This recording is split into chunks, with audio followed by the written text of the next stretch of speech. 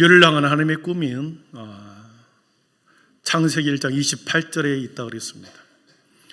인류를 향한 하나님의 꿈, 하나님께서 모든 만물을 다 만드신 후에 하나님의 형상대로, 우리의 모양대로, 하나님의 모양대로 사람을, 남자와 여자를 창조했습니다. 그리고 보기에 심히 좋았다라고 하시면서 하나님께서 그들에게 복을 주시며 이렇게 말했죠.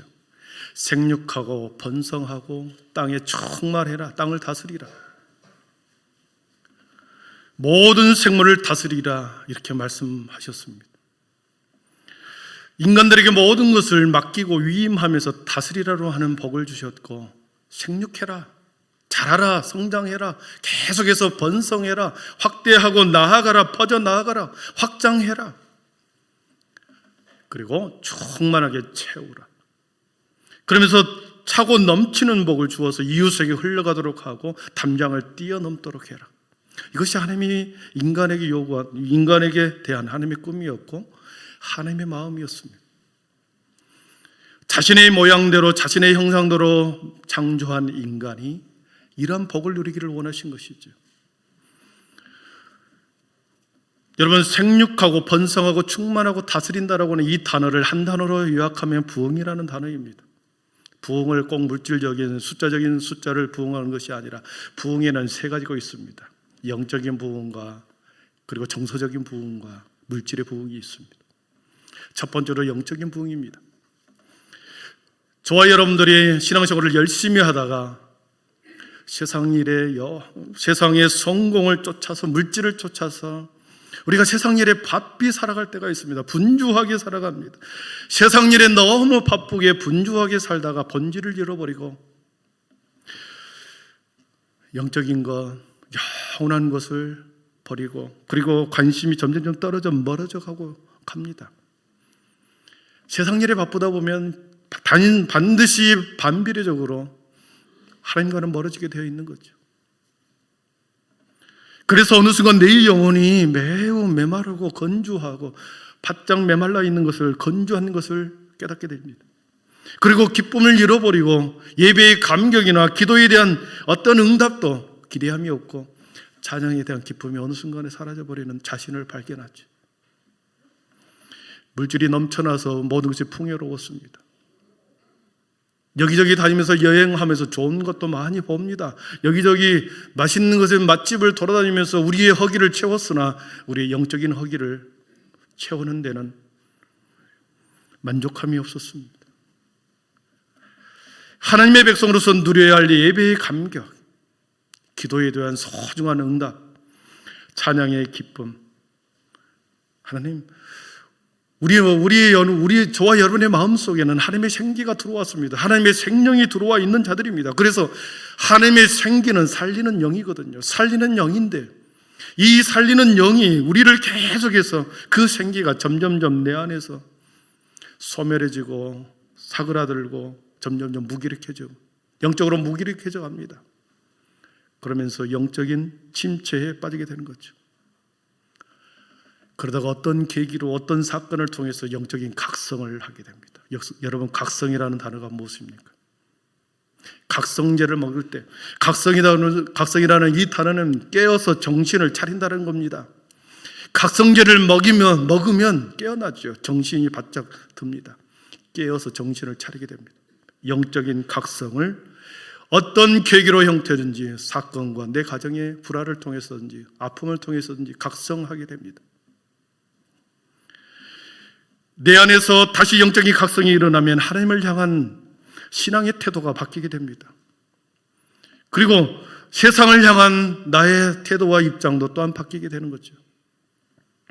평소에 간과했던 죄들에 대해서, 평소에 간과하고 넘어갔던 여러 가지 죄의 모습들에 대해서 애통함과 두려움이 생기게 됩니다. 이전에 문제 삼지 않았던 교회가 잠들어버린 것에 대해서 거룩한 분노를 느끼게 됩니다. 왜 교회가 이렇게 썰렁하지? 왜 이렇게 사랑이 식어버렸지? 거룩한 분노가 일어나는 겁니다. 영적인 각성을 통해서 어느 순간에 깨어 정신을 차려보면서 이러한 죄의 모습과 잠들어 있는 교회의 분위기를 보면서 거룩한 분노를 느끼면서 다시 기도의 자리로 나아갈 때 깨어 정신을 차리고 기도의 자리로 다시 예배의 자리로 나아가서 회복할 때 점점점 생기가 불어오고 다시 그 생기로 인해서 우리 안에 영혼이 생기로 가득 차게 되는 거죠. 생기가 가득 차게 되면 영적인 부흥이 일어나게 되어 있습니다. 예배 드리는 것이 기쁨이 되고 기도와 찬양을 하는 것이 내 삶의 이유가 되는, 그렇게 살아나는 것이 영적인 부흥인 거죠. 여러분에게 이런 은혜가 있기를 축복합니다. 두 번째는 정서적 부흥입니다. 정서적 부흥은 우리가 하나님의 성품을 닮아가는 것을 의미합니다. 하나님의 성품은 사랑이죠. 하나님의 성품은 온유함입니다. 화평함과 희락과 자비와 양성과 온유함입니다. 이러한 하나님의 성품을 닮아가는 것, 이것이 정서적 부흥을 의미합니다. 교회 안에 주어진 참된 부흥이 있냐 없냐, 그것을 판단하는 두 가지입니다. 하나는 죄에 대한 각성이 있는가, 두 번째는 하나님에 대한 성품, 거룩한 성품을 닮아가려고 하는 이 마음이 있는가. 하나님의 성품과 거룩에 대한 열심이, 하나님의 닮고자 하는 열망과 갈망이 있는가, 그것을 기준으로 판단하는 거죠. 하나님의 성품을 닮아가고자 할 때 우리는 점점점 하나님의 사랑을 담게 되고 온유하게 되고, 또한 우리가 화평하게 되고 자비하게 되고 희락을 느끼게 되고, 그로 인해서 우리는 정서적 부흥을 경험하게 되는 거죠. 세 번째는 물질의 부흥입니다. 하나님께서는 모든 것을 가지고 계십니다. 하나님 안에는 모든 것을 하나님은 다 가지고 계십니다. 그래서 하나님께서는 자신의 백성들에게 복 주시기를 너무나도 원하고 계십니다. 모든 것을 가지고 계신 그 하나님 아버지가 우리의 아버지가 되고, 저와 여러분은 그의 자녀가 되었고, 자녀의 특권을 가지고 아버지에게 우리는 이러한 물질의 복을 구할 특권이 있는 것입니다. 여러분, 건강을 구하시고 물질을 구하시고 그리고 번성의 복을 구할 수 있기를 축복합니다. 이건 속된 것이 아닙니다. 이것은 세속적인 것이 아닙니다. 성경은 영적인 복과 물질의 복과 정서적인 복을 모두 다 원하시고 계십니다. 영적인 축복과 영적인 부흥과 육적인 부흥을 성경은 동일하게 균형을 잃지 않도록 하고 있습니다. 우리 요한 3서 1장 2절을 같이 읽어보겠습니다. 같이 읽습니다. 사랑하는 자여,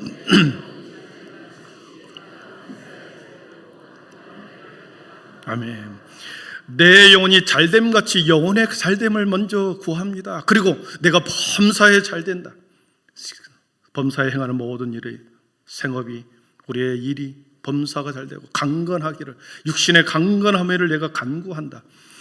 물질과 건강과 축복을 간구하는 것이 세속적인 게 아닙니다. 속된 것이 아닙니다. 하나님의 백성은 가난하고 비굴하고 비참하게 살기를 하나님께서는 결코 원하지 않습니다.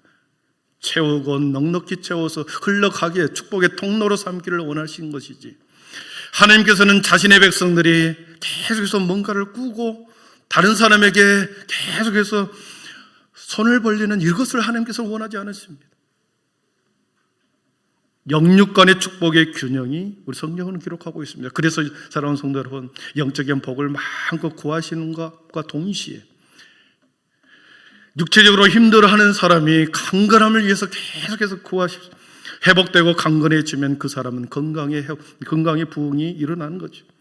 물질적으로 매우 힘들어하는 사람이 점점점 물질의 복이 흘러 들어와서 더 나은 환경으로 변한다고 한다면 그것은 그 사람의 물질의 부흥을 경험하고 있는 거죠. 또한 우리의 마음이 어느 순간 누군가에게 계속 긍휼의 마음이 흘러가고 있다, 안타까운 마음이 흘러가고 있다, 우리의 마음이, 사랑의 마음이, 온유의 마음이, 화평의 마음이 계속해서 뭔가로부터 흘러가고 있다, 다른 성도의 아픔을 내 아픔으로 껴안고 기도하고 있다. 여러분, 이것은 정서적 부흥을, 성숙을 의미한 거죠. 또한 영적인 깊은 각성이 내 안에 일어나서 죄에 대해서 깊은 절망과 두려움에 쌓이게 돼요. 그리고 하나님을 예배하고 싶은 마음이 이렇게 예배의 자리를 사모하게 되고 점점점 기도의 시간이 길어진다. 그리고 더욱 하나님을 의지한다 할 때는 우리 영적인 부흥이 우리 안에서 이루어지고 있는 거죠.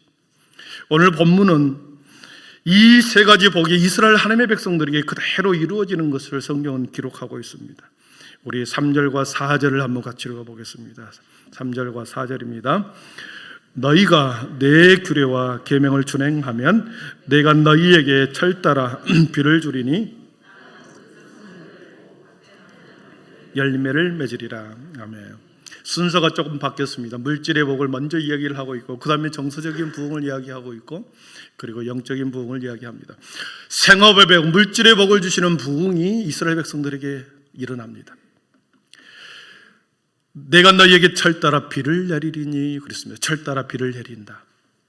이것이 은혜입니다. 적당한 시점에 적당한 비가 오는 것이, 이것이 큰 은혜인 거죠. 와야 할 때 안 오고 오지 말아야 할 때 비가 많이 와버린다, 넘치게 와버린다, 홍수처럼 모든 것을 쓸어가 버린다. 이것은 은혜가 아니라 재앙인 거죠. 내가 너희에게 철따라 비를 내려주겠다. 가장 적당한 때에 가장 적당한 양을 내려서 땅은 그 산물을 내고 밭에 나무는 열매를 맺으리라. 물질의 복이지. 5절을 한번 같이 읽어보겠습니다. 5절입니다. 너희의 타작은 포도 탈 때까지 미치며 너희의 포도 따는 것은 파종할 때까지 미치리니 너희가 음식을 배불리 먹고 너희 땅에 안전하게 거주하리라. 아멘. 음식을 배불리 먹고 땅에 안전하게 거주하게 해주겠다. 여러분, 이것이 생업의 물질의 복 아닙니까? 인간의 가장 낮은 단계의 욕구가 생존의 욕구입니다. 먹고 마시고 자고 하는 의식주를 해결하는 것이 생존의 욕구죠. 이 생존의 욕구가 해결되면 안전의 욕구를 추구합니다. 치안이 안정되고 삶의 불안함이 없이 내가 보호를 받고 있다는 것을 안전한 거죠. 그래서 매우 심리적으로 우리 안전하게 되면 육신의 안전을 느끼게 되는 거죠. 사랑하는 성도 여러분, 하나님께서는 자신의 백성들에게 이러한 물질의 복, 생업의 복을 주시는 부흥을 주시겠다 말씀하셨습니다. 두 번째로 이스라엘 백성 가운데 주시는 정서적 부흥이 나옵니다. 우리 9절을 같이 읽어봅니다. 9절입니다. 내가 너희를 돌보아 너희를 번성하게 하고 너희를 창대하게 할 것이며 내가 너희와 함께 한 내 언약을 이행하리라. 아멘. 내가 너희를 돌보아 너희를 번성하게 하고 너희를 창대하게 할 것이며 내가 너희와 함께 내 언약을 이행하리라. 어디서만 본 말씀 아닙니까? 창세기 12장 이전에 나온 말씀이죠. 아브라함과 선조들과 약속한 언약의 내용이 여기에서 나오고 있습니다. 내가 너희를 돌본다라고 하는 것은 시선을 두다라는 뜻이 있습니다. 얼굴을 그에게 향하다, 시선을 그에게 향하다, 주시한다, 그 뜻이 있습니다. 돌본다라고 하는 것은 시선을 계속 주시하는 것입니다. 시선을 계속 거기를 향하여, 얼굴을 향하여 시선이 가 있는 것을 말합니다. 부모가 자녀들이 뛰어노는 것을 이렇게 볼 때 어떻습니까? 부모의 시선은 계속 뛰어다니는 아이들에게 시선이 가 있죠. 보호하는 거죠. 넘어지면 올라가서 이렇게 세워주기 위해서. 형이 동생을 계속 돌보기 위해서 시선이 계속 따라가는 것, 돌보는 거죠. 사랑하는 성도 여러분, 하나님이 너희를 돌보, 하나님의 시선 속에서 하나님이 자신의 백성들의 시선을 계속 따라다닌다는 것입니다. 그러면서 너희를 번성하게 하고 너희를 창대하게 할 것이며 너희와 함께 한 내 언약을 이행하리라 그랬습니다. 따라다니면서 시선을 주시하면서 얼굴을 그에게 향하면서 언약이 중단됨이 없이 계속해서 끊어짐이 없이 선조들과의 약속한 언약이 너희들 때 그리고 너희 후손들에게 와서 계속해서 끊어짐이 없이 내가 그 언약을 이행하리라.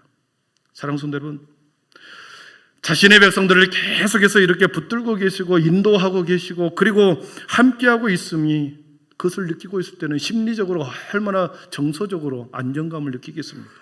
아, 하나님이 나를 계속해서 이렇게 시선을 두고 계시는구나. 심리적인 안정감을 느끼지 않겠습니까? 부흥이란 하나님께서 사랑 가운데서 우리를 찾아오시는 순간이 부흥입니다. 하나님은 자신의 백성들을 찾아오시고 그리고 축복하시고 번성하게 하시고 창대하게 하시는, 그래서 하나님은 부흥의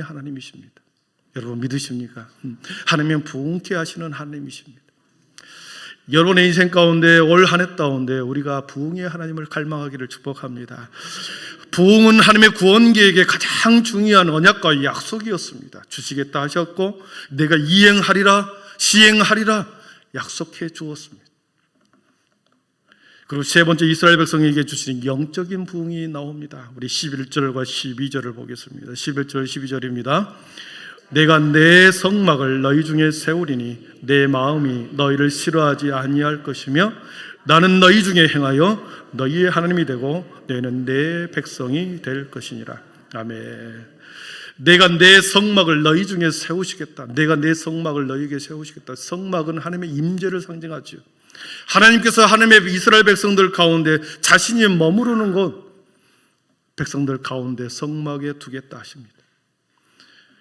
여러분, 하나님의 백성 가운데 하나님이 여기 계시고 하나님이 그들과 함께 계시고 임재하는 성막 가운데 계신다 합니다.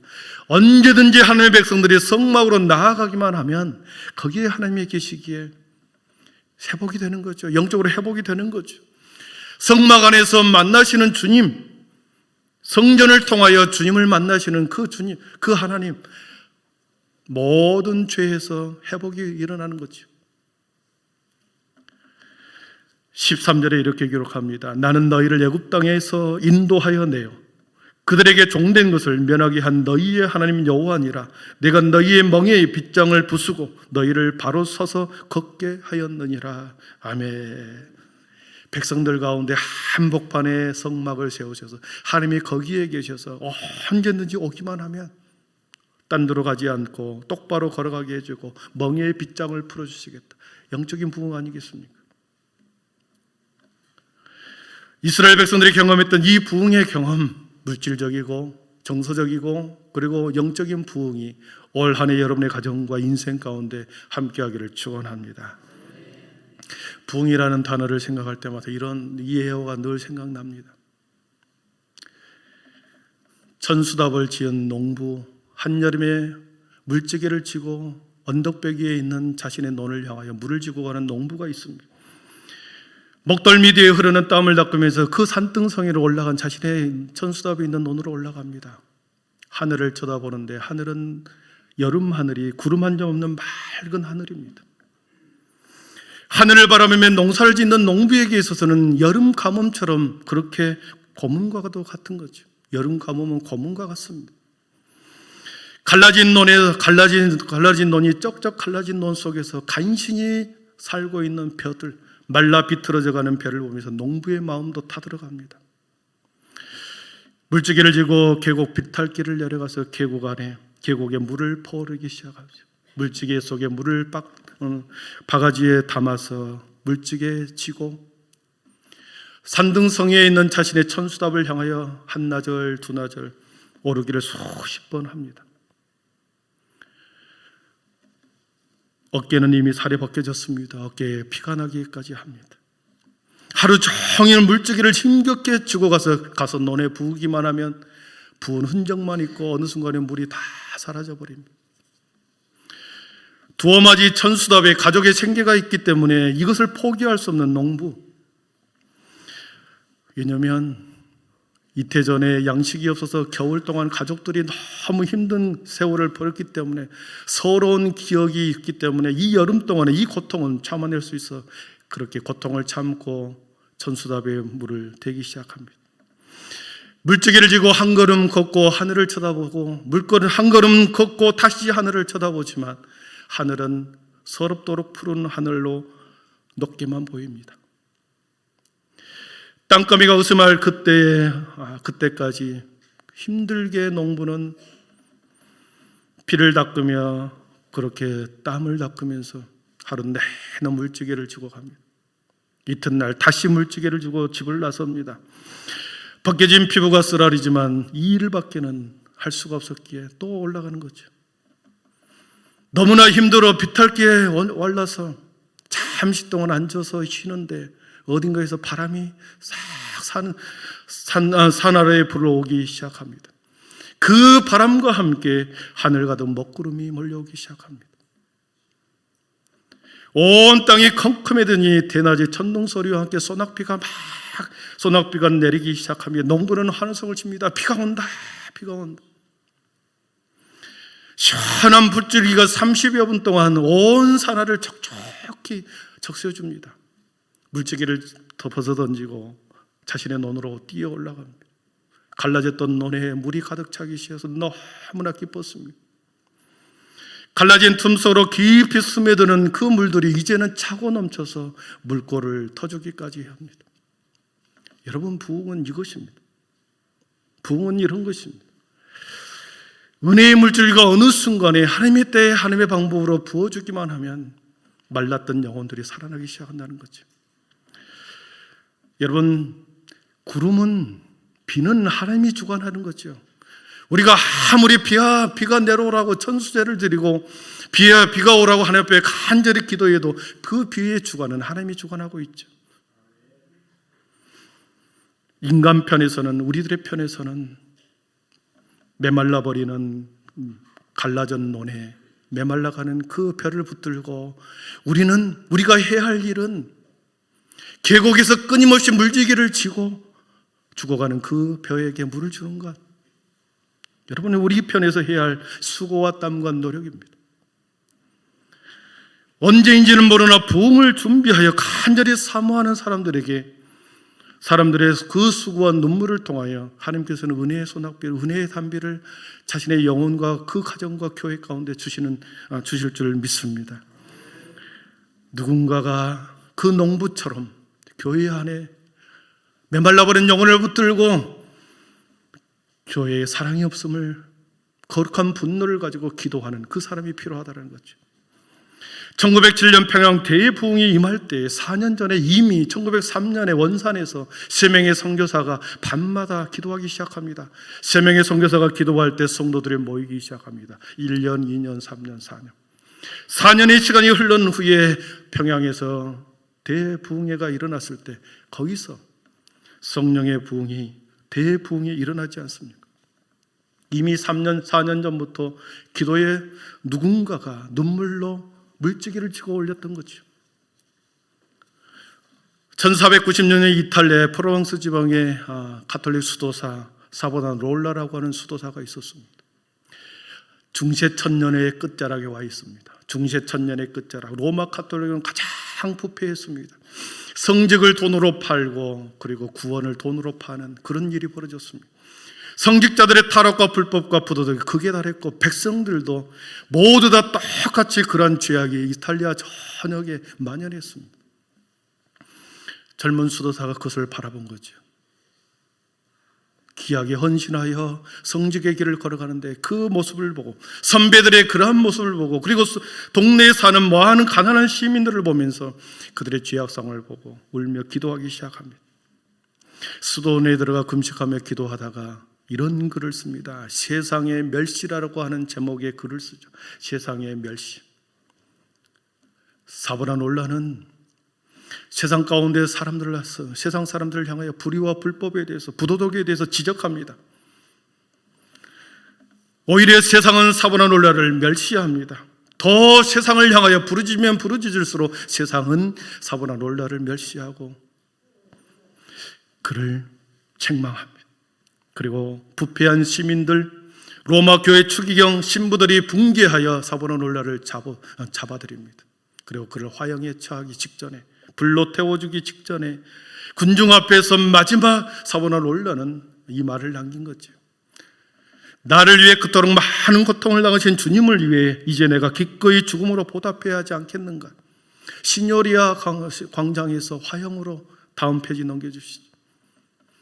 저 광장에서 화형에 불로 태워져서 순교당하는 모습이 그림으로 나와 있습니다.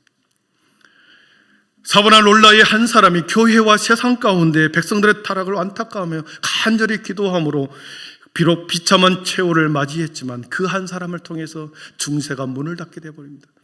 그가 화형에 처하는 그 불길에 중세의 모든 죄악들이 타올라 버렸습니다.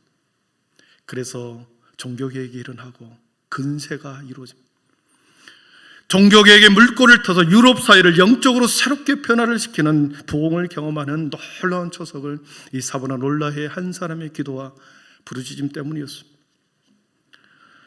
사랑하는 성도 여러분, 지금 우리는 어느 때보다도 영적으로, 육체적으로, 정신적으로 타락한 시대를 살아가고 있습니다. 그렇지 않습니까? 인터넷의 발달로, 핸드폰과 인터넷으로 인하여 재앙과 같이 변해버렸습니다. 3살 나이부터 나이 많으신 분들까지 온통 인터넷과 핸드폰 사이, 사이버 공간 속에 다 모든 것이 함몰되어서 재앙과 같이 지금 우리의 영혼을 수많은 불법과 황폐함으로 이 세상을 점령해 버렸습니다. 마약과 약물이 온 세상에 퍼져 사람들이 육체를 죽여가고 있습니다. 가정제도와 사회질서를 파괴하는 음란함이 가정을 파괴하기 시작했습니다. 수많은 사람들이 불의와 불법이 난무하는 가운데 너무나도 죄에 대해서 관대해졌습니다. 죄에 대한 두려움과 분노에 대해서 타협하게 되고 관대하게 처신을 하게 되어버렸습니다. 철저히 영적인 것에 고개를 돌리고 찰나적인 쾌락과 자기의 유익의 극대화를 위하여 탐욕의 정글 속에 모든 사람이 투쟁하고 있는 것이 지금의 이 시대의 모습입니다. 사랑하는 성도 여러분, 우리가 세상을 향하여 멸시하는 그 순간에 세상은 여러분을 엄청나게 멸시할 것입니다. 우리가 세상을 향하여 죄를 지적하고 우리가 거룩한 삶을 살아가는 그 순간에 세상은 여러분을 더 멸시할 것입니다. 그런데 하나님께서는 남겨진 자들을 두어서, 남겨진 소수를 두어서 이 사회를 향하여 눈물을 흘리도록 우리들에게 요구하고 계십니다. 끝없이 나락으로 빠져들어가는 이 땅의 영혼과 영혼들을 위하여 안타까운 눈물을 흘리도록 남겨진 자들을 통해서 거룩한 분노를 갖게 하여 다시 영적인 부흥을 준비하라 하십니다. 부흥을 준비하라, 부흥을 갈망하라. 이 소년의 부흥케 하소서. 이 비전을 우리에게 주신 이유는 이 비전을 붙들고 남겨진 그루터기가 되어라. 우리들에게 이렇게 말씀하시는 줄 믿습니다. 수년 내에 다시 한번 우리 교회와 여러분의 인생과 한국교회가 부흥의 때를 준비하고 부흥을 갈망할 때 하나님께서는 은혜의 수납비를 어느 순간에 저와 여러분의 가정과 교회 가운데 내려줄 것을 믿음의 눈으로 바라보면서 올 한 해 이 비전을 품고 여러분 매일매일 기도하며 영적으로 깨어있기를 축원합니다. 기도하겠습니다.